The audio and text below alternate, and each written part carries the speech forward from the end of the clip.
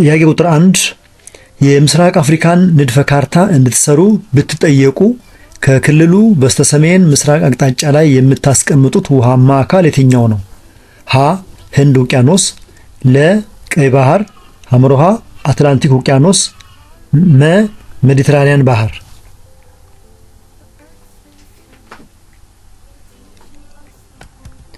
መልሱ ቀይ ባህር ነው። ጥያቄ ቁጥር 2 ከሚከተሉት አማራጮች ውስጥ የኬክሮስ እና የኬንትሮስ አንግሎችን በተመለከተ ትክክለኛው ሐሳብ የትኛው ነው? ሀ የኬክሮስ አንግሎች መጨረሻ 90 ዲግሪ ነው። ለ የኬክሮስ አንግሎች መጨረሻ 180 ዲግሪ ነው። ሐመሮሃ የኬንትሮስ አንግሎች መጨረሻ 90 ዲግሪ ነው። መ የኬንትሮስ አንግሎች መጀመሪያ የምድር ወገብ ነው።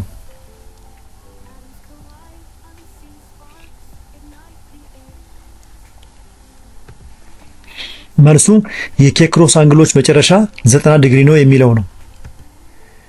ኬክሮስ ወይም ላቲቲዩድ ከምድር ወገብ ወይም ኢኩዌተር 0 ዲግሪ ጀምሮ እስከ ዋልታ ወይም ፖልስ 90 ዲግሪ ይለካል። ኬንትሮስ ወይም ሎንጊቲዩድ ደግሞ ከፕራይም ሜሪዲያን 0 ዲግሪ ጀምሮ እስከ 180 ዲግሪ ወደ ምስራቅ ወይም ምዕራብ ይለካል። ስለዚህ የኬክሮስ አንግሎች መጨረሻ 90 ዲግሪ ነው ማለት ነው። ሶስተኛ ከኢትዮጵያ በስተምስራቅ የሚገኘው አገር ማን ነው? ሀ ኤርትራ፣ ለ ሱዳን፣ ሐመሮሃ ኬንያ፣ መ ጅቡቲ።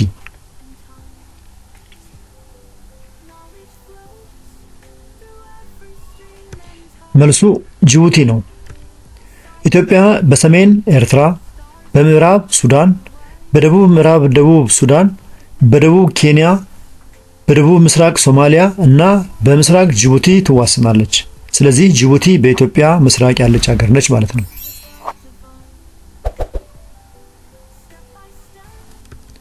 አራተኛ ከሚከተሉት የምስራቅ አፍሪካ ሀገሮች መካከል ከዋና ከተማው ጋር ትክክለኛ ጥምርታ ያለው የትኛው ነው?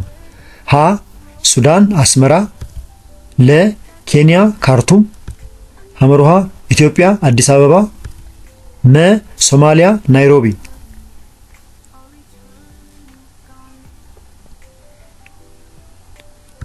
መልሱ ኢትዮጵያ አዲስ አበባ የሚለው ነው። የሱዳን ዋና ከተማ ካርቱም፣ የኬንያ ዋና ከተማ ናይሮቢ፣ የኢትዮጵያ ዋና ከተማ አዲስ አበባ እንዲሁም የሶማሊያ ዋና ከተማ ሞቃዲሾ ናቸው ማለት ነው። አምስተኛ ከሚከተሉት አማራጮች ውስጥ ካርታንና ሉልን በተመለከተ ትክክለኛውን ሐሳብ የያዘው የትኛው ነው? ሀ ሁለቱም በመሬት ላይ የሚገኙ አካላትን መጠን አሳንሰው ያሳያሉ።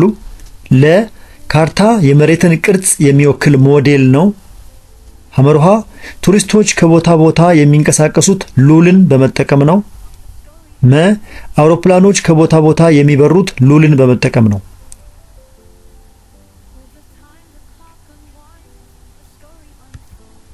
መልሱ ሁለቱም በመሬት ላይ የሚገኙ አካላትን መጠን አሳንሰው ያሳያሉ የሚለው ነው።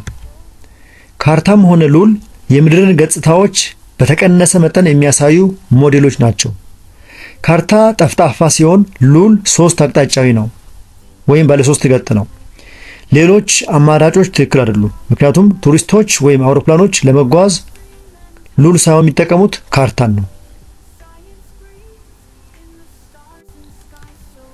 ስድስተኛ ከሚከተሉት ውስጥ ዘር ያላቸው እጽዋትን በትክክል የሚገልጸው ጽንሰ ሐሳብ የትኛው ነው?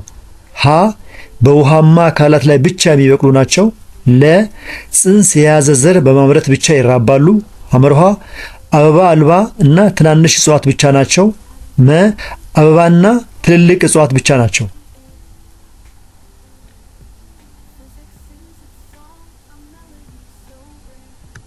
መልሱ ጽንስ የያዘ ዘር በማምረት ብቻ ይራባሉ የሚለው ነው። ዘር ያላቸው እጽዋት ለምሳሌ ጂምኖስፐርም እና አንጂኦስፐርም ጽንስ የያዙ ዘሮችን በማሉ። እነዚህ እጽዋት በውሃማ አካባቢ ብቻ አይበቅሉም። እንዲሁም አበባ የሌላቸው ወይም ትንሽ ወይም አበባ ያላቸውና ትልቅ ብቻም አይደሉም።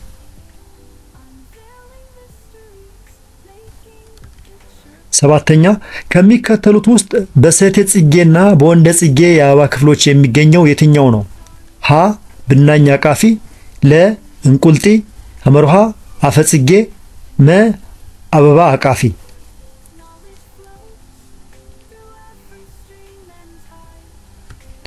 መልሱ አበባ አቃፊ ነው።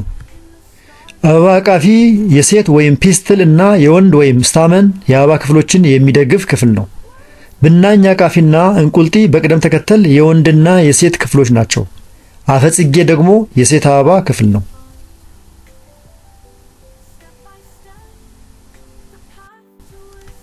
8ኛ ከሚከተሉት ውስጥ የርክበ ብናኝ ትርጉምን በትክክል የሚገልጸው ጽንሰ ሐሳብ የትኛው ነው? ሀ ጽጌ ብናኝ ከብናኝ አቃፊ ወደ አፈጽጌ የመሸጋገር ሂደት ነው። ለ በእጽዋት አበባ ዘርና የዘር ፍሬዎች የሚመረቱበት ሂደት ነው። ሐመርሃ የእጽዋት ዘር የሚመረትበት ሂደት ርክበ ብናኝ ይባላል። መ የእጽዋት ዘር ፍሬ ከአንድ ቦታ ወደ ሌላ ቦታ የመሰራጨት ሂደት ነው።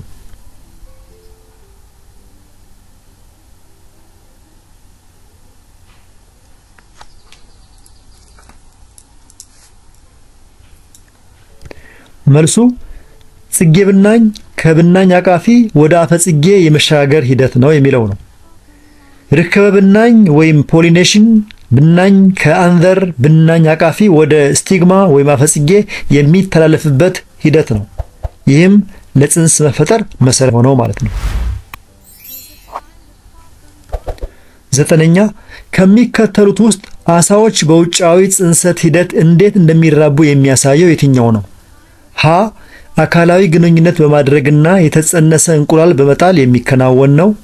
ለ የተጸነሰ እንቁላል በውሃ ላይ በመጣል ጽንስ የሚፈጠርበት ሂደት ነው። ሐመርሃ በውሃ ላይ የሴቷ እንቁላልና የወንዱ ነባዘር የሚዋሃዱበት ሂደት ነው። መ እንቁላልና ነባዘር በማህፀን ውስጥ በመዋሃድ ጽንስ የመፍጠር ሂደት ነው።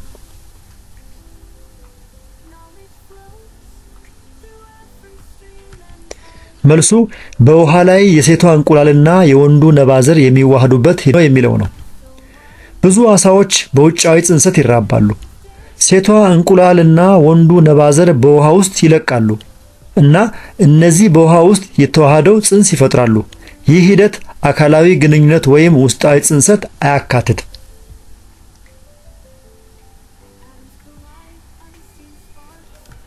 10ኛ ከሚከተሉት ውስጥ የአሳዎችና እንቁራሪቶች የጋራ ባህሪ የሆነው የትኛው ነው? ሀ በውሃ አካላት ውስጥ ሲኖሩ በስንጥባቸው ይተነፍሳሉ። ለ ሰውነታቸው በእርጥብና ለስላሳ ቆዳ የተሸፈነ ነው። ሐመርሃ በውሃ ላይ የሚኖሩ ሲሆኑ በአራት እግራቸው ይንቀሳቀሳሉ።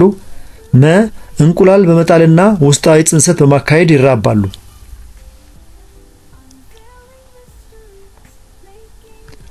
መልሱ በውሃ አካላት ውስጥ ሲኖሩ በስንጥባቸው ይተነፍሳሉ የሚለው ነው። አሳዎችና ብዙ እንቁራሪቶች ለምሳሌ ፖልስ በውሃ ውስጥ ሲኖሩ በስንጥባቸው ወይም ጊልስ ይተነፍሳሉ። እንቁራሪቶች ሲጎለምሱ ሳምባ ሊያዳብሩ ይችላሉ። ነገር ግን በውሃ ውስጥ በሚኖሩበት ወቅት የላርቫ ደረጃ ላይ ይህን ባህሪ ከአሳዎች ጋር ይጋራሉ ማለት ነው።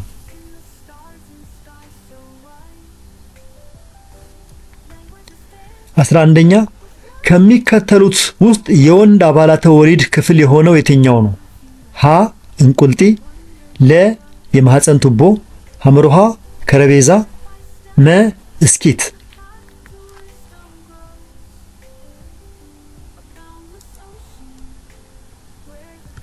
መልሱ እስኪት ነው። የወንድ አባላተ ወሊድ የሚባሉት ቆለጥ፣ ማህደረ ቆለጥ፣ እስኪት፣ ቦየ ቆለጥና ሌሎችም ቱቦዎች ናቸው። መሰረታዊ የወንድ አባላተ ወሊድ የሚባሉት ቆለጦች ሲሆኑ ተግባራቸውም ነባዘር ማዘጋጀት ነው። የሴት አባላት ባሉት እንቁልጢ፣ ከረቤዛ፣ ማህፀንና የማህፀን ቱቦ ናቸው። መሰረታዊ የሴት አባላተ ወሊድ የሚባሉት እንቁልጢዎች ሲሆኑ ተግባራቸውም እንቁላል ማዘጋጀት ነው ማለት ነው።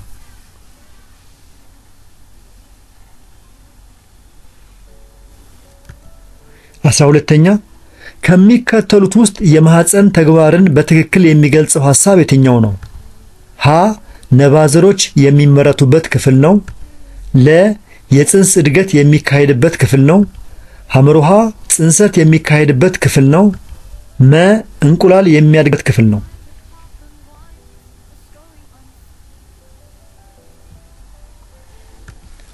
መልሱ የጽንስ እድገት የሚካሄድበት ክፍል ነው የሚለው ሲሆን ማህፀን ወይም ዩትረስ የተጸነሰ እንቁላል ተተክሎ ጽንስ የሚያድግበት ቦታ ነው። ነባዘር በቴስቲስ ውስጥ ይመታል። ጽንሰት በማህፀን ቱቦ ውስጥ ይከናወናል እና እንቁላል በኦቫሪ ውስጥ ያድጋል ማለት ነው።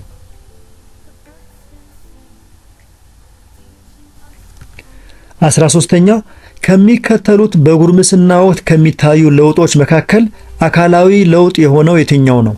ሀ ለፊልም ትልቅ ቦታ መስጠት፣ ለ የወደፊት ራዕይ ማስቀመጥ፣ ሐመርሃ ቶሎ ስሜታዊ መሆን፣ መ የወር አበባ መታየት።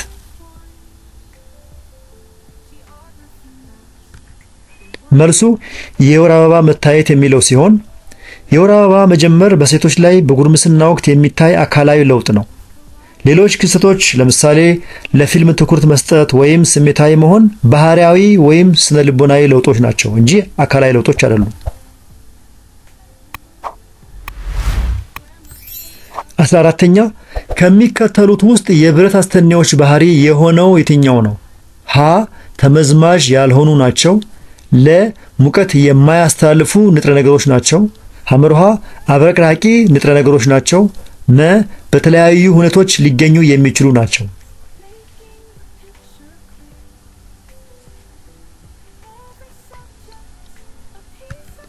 መልሱ አብረቅራቂ ንጥረ ነገሮች ናቸው የሚለው ነው። ብረቶች በተለምዶ አብረቅራቂ፣ ተመዝማጅና ጥሩ የሙቀትና ኤሌክትሪክ አስተላላፊዎች ናቸው።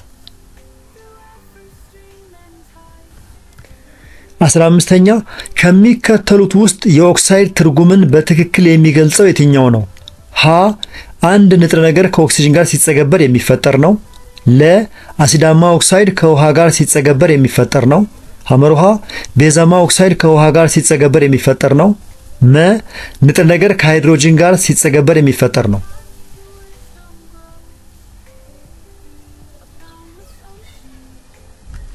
መልሱ አንድ ንጥረ ነገር ከኦክሲጅን ጋር ሲጸገበር የሚፈጠር ነው የሚለው ነው። ኦክሳይድ አንድ ንጥረ ነገር ከኦክሲጅን ጋር ሲገናኝ የሚፈጠር ውህድ ነው። 16ኛ ከሚከተሉት ውስጥ ልዩ ዘር ድብልቅን ብቻ የያዘው የትኛው ነው? ሀ የጨው ሙሙት እና ንጹህ አየር፣ ለ ደም እና የእህል ዘር ድብልቅ፣ ሐመርሃ የስኳር ሙሙት እና አፈር፣ መ ደም እና የስኳር ሙሙት።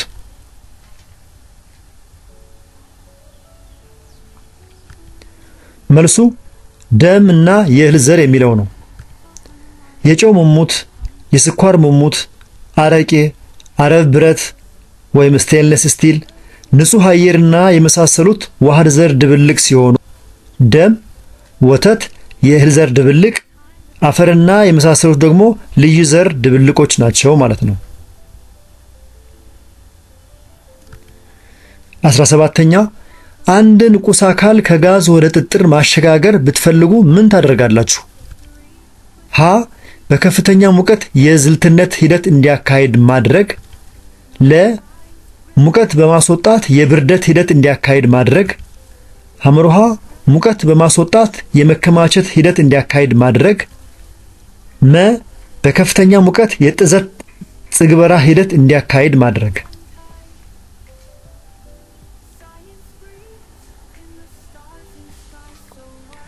መልሱ ሙቀት በማስወጣት የመከማቸት ሂደት እንዲያካሂድ ማድረግ።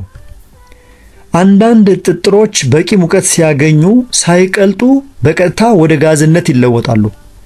የዚህ አይነት የሁነት ለውጥ ዝልትነት ወይም ሳብሊሜሽን ይባላል። ምሳሌዎች አዮዲን፣ ጥጥር ካርቦን ዳይኦክሳይድ፣ አሞኒየም ክሎራይድ እና እነዚህ በምሳሌነት ይጠቀሳሉ። ሙቀት በማስወጣት ከጋዝ ወደ ጥጥር የመለወጥ ሂደት መከማቸት ወይም ዲፖዚሽን ይባላል ማለት ነው።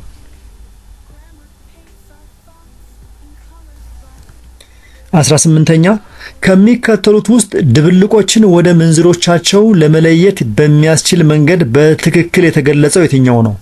ሀ የጨውና ወይም የጨው ውሃና ድብልቅን በንጥረት ዘዴ መለየት፣ ለ የዘይትና ውሃ ድብልቅን በንጥረት መለየት፣ ሐመርሃ የደፈረሰ ውሃ ድብልቅን በቅል አንገት መለየት፣ መ ኢ ተቀላቃይ ፈሳሾችን በቅል አንገት መለየት።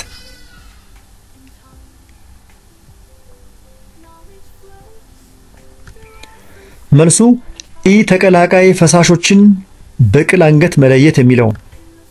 ኢ ተቀላቃይ ፈሳሾች ለምሳሌ የዘይትና የውሃ ድብልቅን በመለያ ቅል አንገት ወይም ሴፓራቶሪ ፋናል፣ የጨውና ውሃ ድብልቅን በትነት ዘዴ፣ የደፈረሰ ውሃ ድብልቅን በጥልያ ዘዴ መለየት ይቻላል ማለት ነው። ስለዚህ ትክክለኛው መልስ ኢ ተቀላቃይ ፈሳሾችን በቅል አንገት ወይም በሴፓራቶሪ ፋናል መለየት ይቻላል የሚለው ነው። 19ኛ ከሚከተሉት ውስጥ የድምጽ ሞገድ ፍጥነትን በወሳጮች ወይም ሚዲየም ውስጥ በትክክል የሚገልጸው የትኛው ነው? ሀ በተለያዩ ወሳጮች ውስጥ በተመሳሳይ ፍጥነት ይጓዛሉ።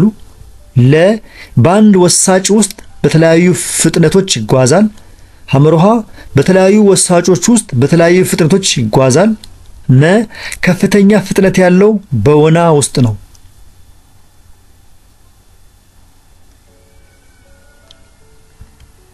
መልሱ በተለያዩ ወሳጮች ውስጥ በተለያየ ፍጥነቶች ይጓዛሉ። የድምጽ ሞገድ ፍጥነት በወሳጩ ወይም ሚዲየም አይነት ላይ የተመሰረተ ነው። ለምሳሌ በጠጣር ውስጥ ፈጣን፣ በፈሳሽ ውስጥ መካከለኛ እና በጋዝ ውስጥ ቀርፋፋ ነው። ድምጽ በቫኪዩም ውስጥ መጓዝ አይችልም እና በአንድ ወሳጭ ውስጥ ተመሳሳይ ሁኔታዎች ላይ ፍጥነቱ ወጥ ነው ማለት ነው። ስለዚህ ትክክለኛው መልስ በተለያዩ ወሳጮች ወይም ሚዲየም ውስጥ በተለያየ ፍጥነቶች ይጓዛል የሚለው ነው።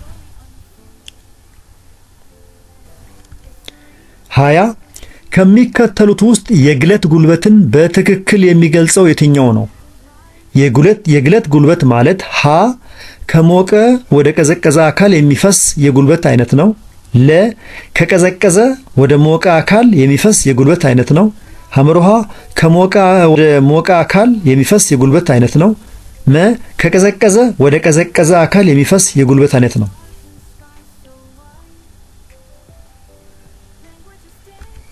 መልሱ ከሞቀ ወደ ቀዘቀዘ አካል የሚፈስ የጉልበት አይነት ነው የሚለው ነው። ግለት ጉልበት ወይም ሂት ኤነርጂ ወይም ሙቀት በተፈጥሮ ከሞቀ አካል ወደ ቀዝቃዛ አካል ይፈሳል። ይህም የቴርሞዳይናሚክስ ሁለተኛ ህግን ይከተላል ነው የሚለው።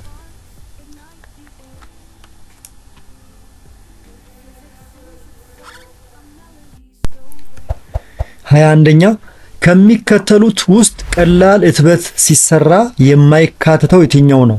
ሀ አምፖል፣ ለ ጄኔሬተር፣ ሐመሮሃ ማብሪያ ማጥፊያ፣ መ ባትሪ ድንጋይ።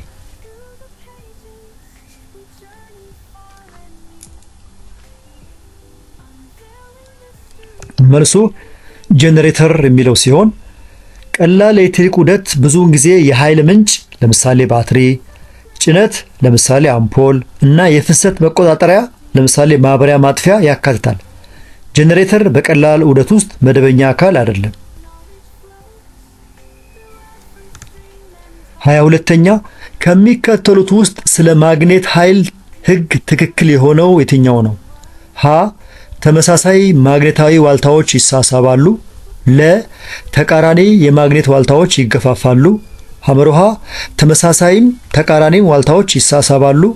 መ ተመሳሳይ ማግኔታዊ ዋልታዎች ይገፋፋሉ።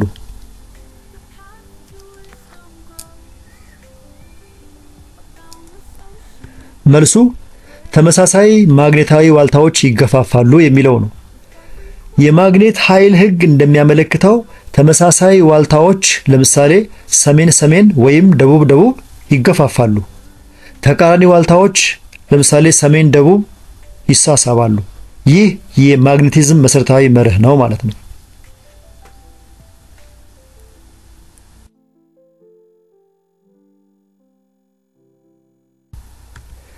23ኛ በብርሃን ጽብረቃ ህግ ውስጥ ጽብርቅ ዘዌ የሚባለው በየትኞቹ መካከል የሚገኘው ዘዌ ነው?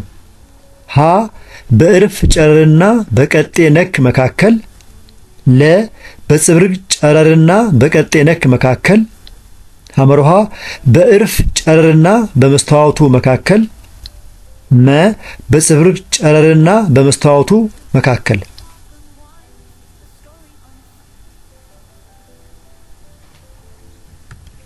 መልሱ በጽብርቅ ጨረርና በቀጤ ነክ መካከል የሚለው ነው።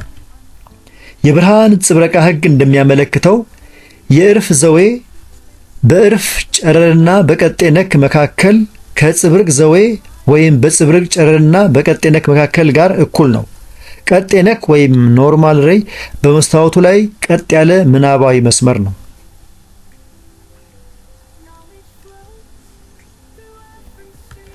24ኛ ቀጥሎ ከቀረቡት አማራጮች መካከል የአየር ንብረት ተቆጣጣሪ ያልሆነው የትኛው ነው? ሀ ኬንትሮስ፣ ለ ኬክሮስ፣ ሐመርሃ ከፍታ፣ መ የውቅያኖስ ሞገድ።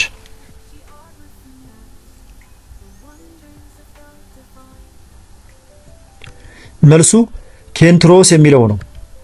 የአየር ንብረት በኬክሮስ ከፍታና የውቅያኖስ ሞገዶች ይቆጣጠራል ወይም ይወሰናል።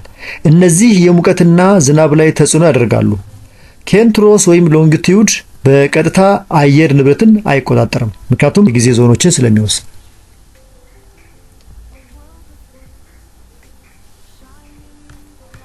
25ኛ ከሚከተሉት የምስራቅ አፍሪካ ክፍሎች ውስጥ ዓመቱን ሙሉ ዝናብ የሚያገኘው የትኛው ነው? ሀ የስምጥ ሸለቆ ክልል፣ ለ የቪክቶሪያ ሐይቅና አካባቢው፣ ሐመርሃ የሶማሊያ ጠረፋማ ቦታዎች፣ መ የህንድ ውቅያኖስ ደሴቶች።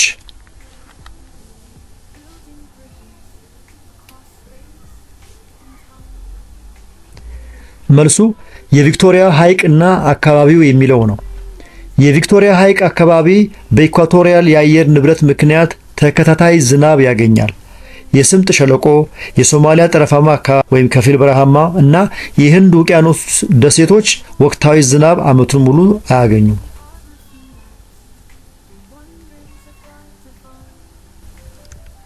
26ኛ በምስራቅ አፍሪካ ጥቁር ለም አፈር የሚገኘው በየትኛው አካባቢ ነው? ሀ በወንዝ ሸለቆች፣ ለ በስምጥ ሸለቆች፣ ሐመርሃ በአምባ ምድሮች፣ መ በሐይቆች ዳርቻዎች።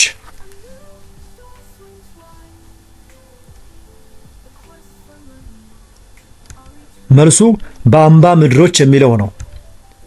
ጥቁር ለም አፈር ለምሳሌ የእሳተ ገሞራ አፈር በምስራቅ አፍሪካ ከፍታ አምባ ምድሮች ላይ ለምሳሌ በኢትዮጵያና በኬንያ በእሳተ ገሞራ እንቅስቃሴና ለም አፈር መፈጠር ምቹ ሁኔታዎች ምክንያት ይገኛል ማለት ነው።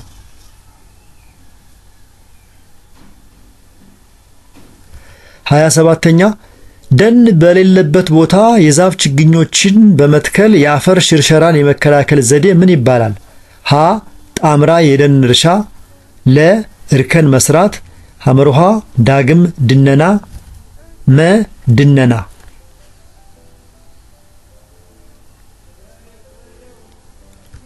መልሱ ድነና የሚለው ነው።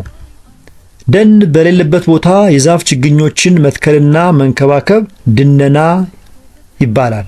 በሀገራችን በክረምት ወራት የተለመደ ተግባር ነው። 28ኛ ከሚከተሉት የምስራቅ አፍሪካ ሐይቆች መካከል በከፍተኛ ቦታ ላይ የሚገኘው የትኛው ነው? ሀ ላንጋኖ፣ ለ ጣና፣ ሐመርሃ ጫሞ፣ መ አባያ።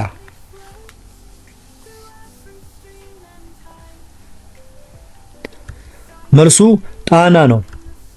አብዛኛዎቹ የምስራቅ አፍሪካ ሐይቆች በስምጥ ሸለቆ ውስጥ ይገኛሉ። ቪክቶሪያና ጣና ሐይቅ የሚገኙት በከፍተኛ ቦታዎች ነው። ስለዚህ ትክክለኛው መልስ ጣና ነው ማለት ነው። 29ኛ የቆቃ ግድብ የተገነባው በየትኛው ወንዝ ላይ ነው? ሀ በአዋሽ፣ ለ በአባይ፣ ሐመርሃ በተከዜ፣ መ በባሮ።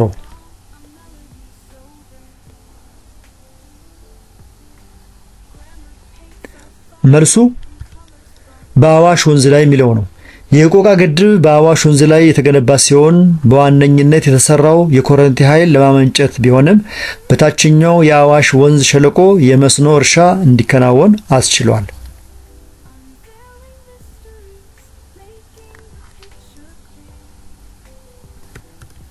30 በምስራቅ አፍሪካ ከአርብቶ አደሮች መኖሪያ ስርጭት ጋር ዝምድና ያለው የእጽዋት አይነት የትኛው ነው?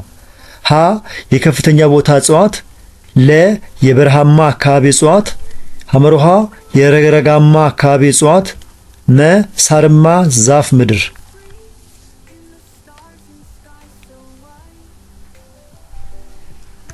መልሱ ሳርማ ዛፍ ምድር የሚለው ነው። በምስራቅ አፍሪካ እንደ ማሳይ ያሉ አርብቶ አደሮች መኖሪያ በሳርማ ዛፍ ምድር ወይም ሳቫና አካባቢዎች ይገኛል። ይህም ለእንስሳት ግጦሽ ተስማሚ የሆኑና ዛፎችን ስለሚያቀርብ ነው።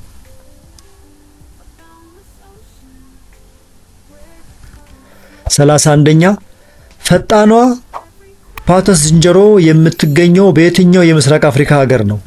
ሀ ኢትዮጵያ፣ ለ ታንዛኒያ፣ ሐመሮሃ ኬንያ፣ መ ኡጋንዳ።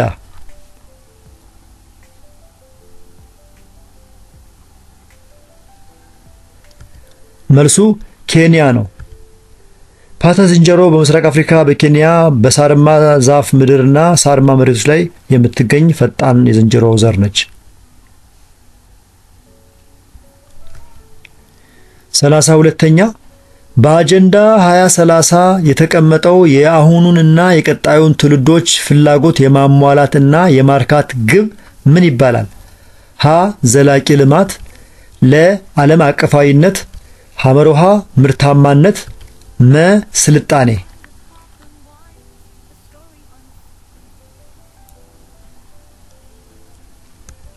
መልሱ ዘላቂ ልማት የሚለው ነው። አጀንዳ 2030 በተባበሩት መንግስታት የተቀባይነት ያገኘና የአሁኑን ፍላጎቶች ሳይጎዳ የቀጣይ ትውልዶች ፍላጎቶችን ለማሟላት ዘላቂ ልማት ያለመ ነው።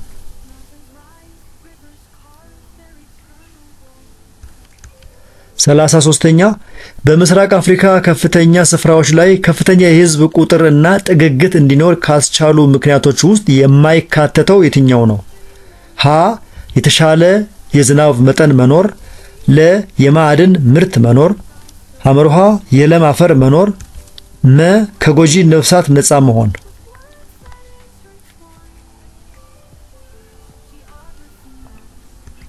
መልሱ የማዕድን ምርት መኖር የሚለው ሲሆን በምስራቅ አፍሪካ ከከፍተኛ ስፍራዎች ላይ ያለው ከፍተኛ የህዝብ ጥግግት ምክንያቱ በለም አፈር፣ በቂ ዝናብና ከጎጂ ነፍሳት ለምሳሌ ጸጸ ዝንብ ነፃነት ምክንያት ነው ወይም ባለመኖራቸው ምክንያት ነው እንጂ የማዕድን ሀብቶች መገኘት በዚህ አካባቢዎች የስርጭት ዋና ምክንያት አይደለም።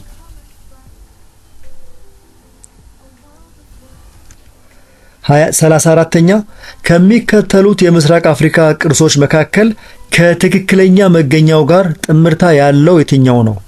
ሀ የካሱቢ ቤተ መቃብር ታንዛኒያ፣ ለ ፎርት ጄሰስ ኢትዮጵያ፣ ሐመሮሃ ክሊማንጃሮ ብሔራዊ ፓርክ ኬንያ፣ መ የካሱቢ ቤተ መቃብር ኡጋንዳ።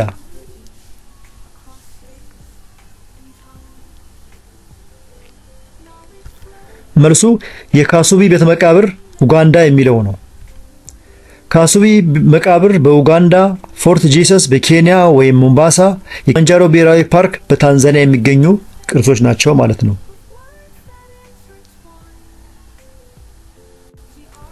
35ኛ በምስራቅ አፍሪካ የሰው ልጆች መገኛ የሆነች የቱሪስት መስህብ ሀገር ማን ናት? ሀ ኤርትራ፣ ለ ጅቡቲ፣ ሐመሮሃ ኢትዮጵያ፣ መ ሶማሊያ።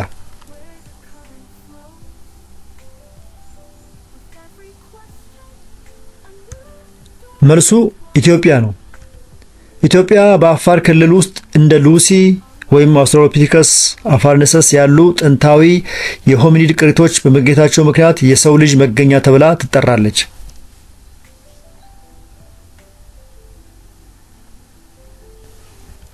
36ኛ ከሚከተሉት ተግባራት ውስጥ ቅርሶች ለቀጣይ ትውልድ እንዳይተላለፉ እንቅፋት የሚሆነው የትኛው ነው?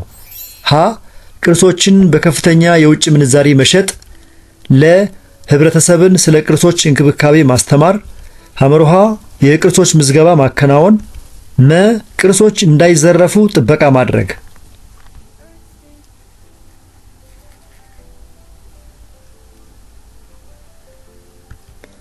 መልሱ ቅርሶችን በከፍተኛ የውጭ ምንዛሪ መሸጥ የሚለው ነው። ቅርሶችን ለትርፍ መሸጥ የባህላዊ አውዳቸው መጥፋት ወይም ምን ያስከትላል። ይህም ጥበቃቸውን ያደናቅፋል። ሌሎች አማራጮች ማህበረሰቡን ማስተማር፣ ቅርሶችን መመዝገብ፣ ከስርቆት መጠበቅ የቅርስ ጥበቃን ይደግፋሉ።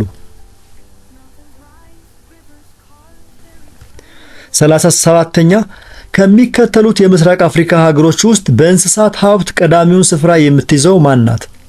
ሀ ኤርትራ፣ ለ ጅቡቲ፣ ሐመርሃ ሶማሊያ፣ መ ኢትዮጵያ።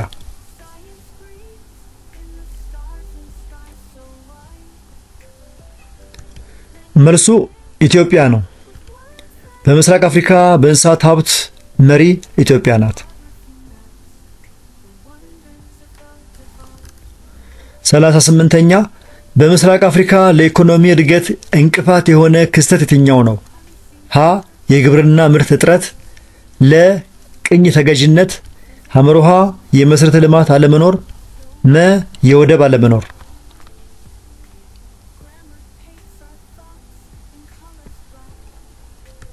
መልሱ የመሰረተ ልማት አለመኖር የሚለው ነው። የመሰረተ ልማት እጥረት ለምሳሌ መንገዶች፣ ኤሌክትሪክ፣ ወደቦች በምስራቅ አፍሪካ የኢኮኖሚ እድገትን የሚገድብ ትልቅ እንቅፋት ነው። ይህም ንግድ፣ ኢንቨስትመንትና ልማትን ይገድባል።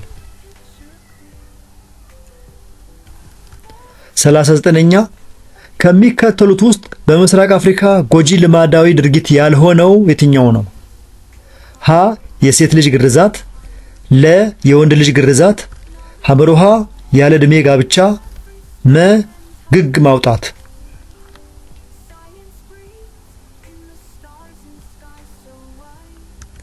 መልሱ የወንድ ልጅ ግርዛት የሚለው ነው። የሴት ልጅ ግርዛት፣ ያለ ዕድሜ ጋብቻ፣ ግግ ማስነቀል ወይም ግግ ማውጣትና ጠለፋ በምስራቅ አፍሪካ ጎጂ ልማዳዊ ድርጊት ሲሆኑ የወንድ ልጅ ግርዛት ከነዚህ ዝርዝሮች ውስጥ ውጪ ነው። 40 በምስራቅ አፍሪካ ለድርቅ መከሰት ዋነኛ መንስኤ ምንድን ነው? ሀ የዘመናዊ እርሻ መስፋፋት፣ ለ የንግድ መስፋፋት፣ ሐመርሃ የደኖች መጨፍጨፍ፣ መ የኢንዱስትሪ መስፋት።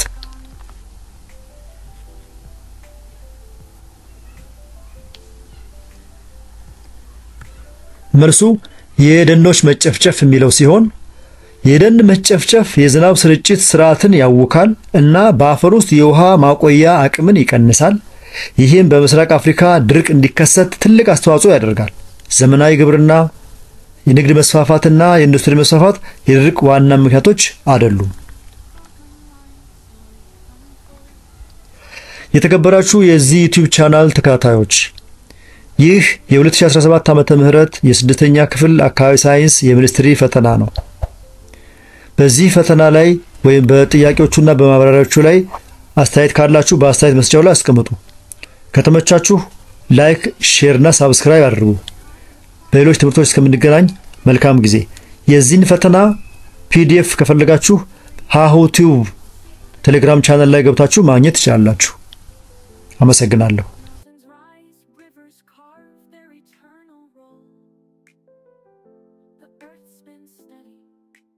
teaching us the whole